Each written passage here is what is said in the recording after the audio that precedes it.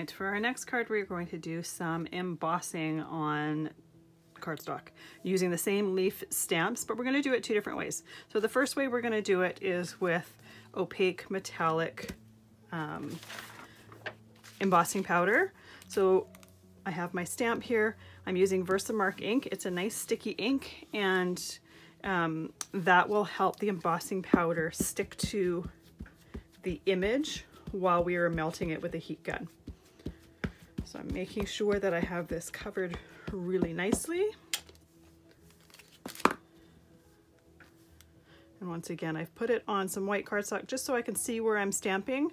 I'm also going to be pouring the embossing powder over it while it's on this cardstock so I can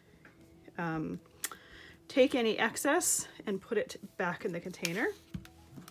There we go. Now I've got a few different metallics here. I've got a rose gold, a gold, and it's called bronze, but it's also kind of coppery. So what I'm going to do, instead of pouring, typically if I emboss with one color, I'll just pour it right on the area, pour a whole lot, and then dump off the excess. But because I'm trying to mix a few different colors, what I'm going to do is take a pinch of each one and sprinkle it on. And that way we're going to get a mix of the different metallics and create an interesting background that way. Now, because I'm mixing them, obviously you can't put them back in the container. So I do keep a container of all the mixed metallic ones when I've poured them. That way I can reuse like just a mix if I need to. What I'm going to do here, I'm going to tap the excess off. Now before tilting it, I'm just going to do this so it kind of just jumps around and sticks to any exposed ink. Flick off the back to get some of the excess off. Now, before putting this back, I'm going to just take my mixture, just at the off chance that there's an area that has ink on it that doesn't have any of the powder on it. I'm just going to pour the whole mixture over there. That's just going to stick to anything that might not already have powder on it. This just flicks off the excess off of anywhere that doesn't have any ink. And then we pour our mixture back in the container. I labeled the top of my little containers just so I know what's in there. And now I'm going to melt it with a heat gun. So this is the heat gun I've used. I've had it for about 30 years. It works really, really well. The thing with using a heat gun is you don't want to go like this. You want to direct it and just slowly move around while the powder is melting. Just see some. Anything that's not stuck to a stamped image, if you don't flick it off or take a brush and brush it off, it's just going to melt right onto the paper. Just so be aware, if there's something you don't want on there, brush it off before you start melting.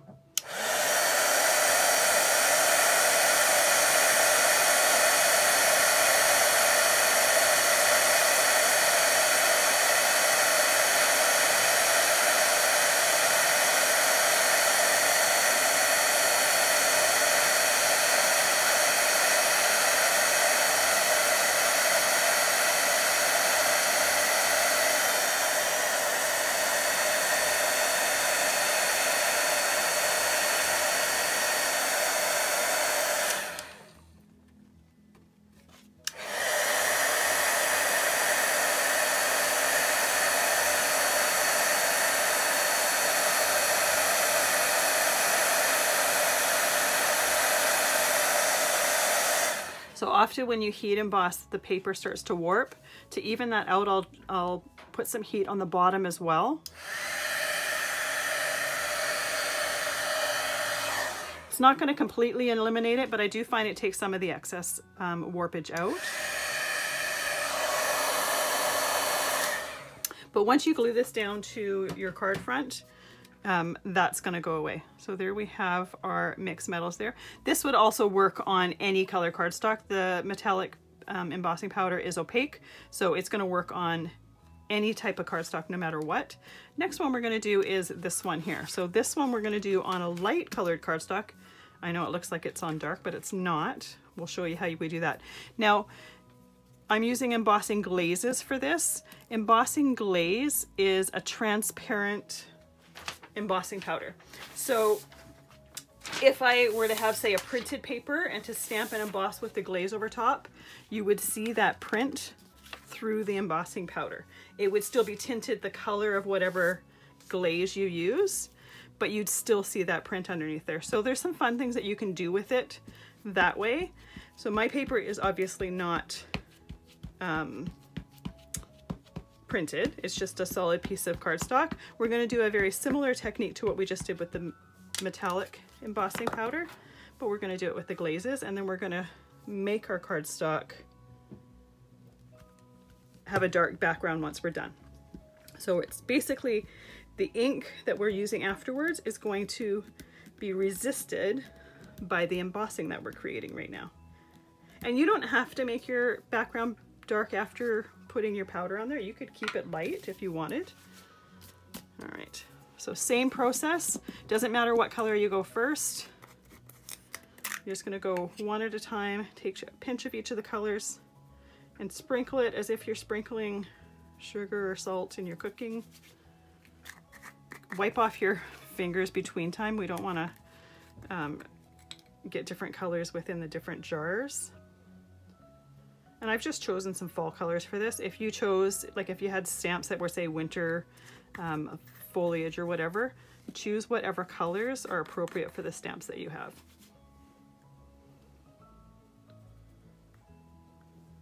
This would work with basically any stamp. Best ones that have a little bit of solidness to them. They don't need to be completely solid, but if it's just an outline stamp, you're likely not going to see a whole lot of the different colors with it. But play around. I mean, it only takes a little pinch of each of the powders, and those powder or those containers really have a lot of powder in them. There we go. So same as before, what I'm going to do is pour my excess right on my paper here.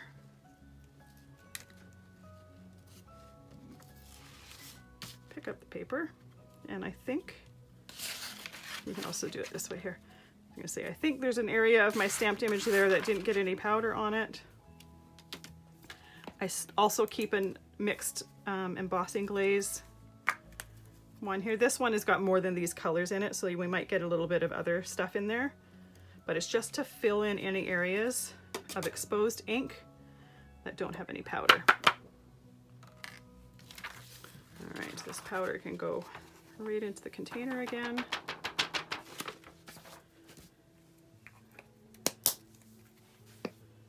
Let's move these over, and let's heat this here. Melt the powder.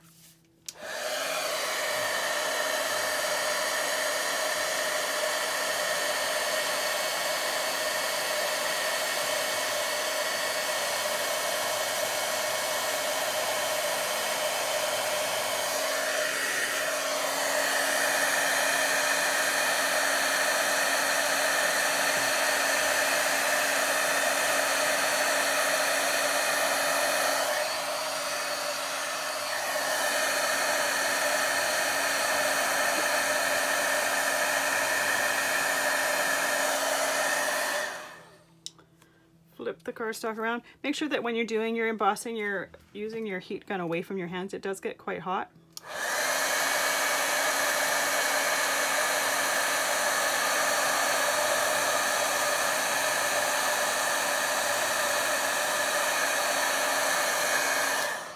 There we go.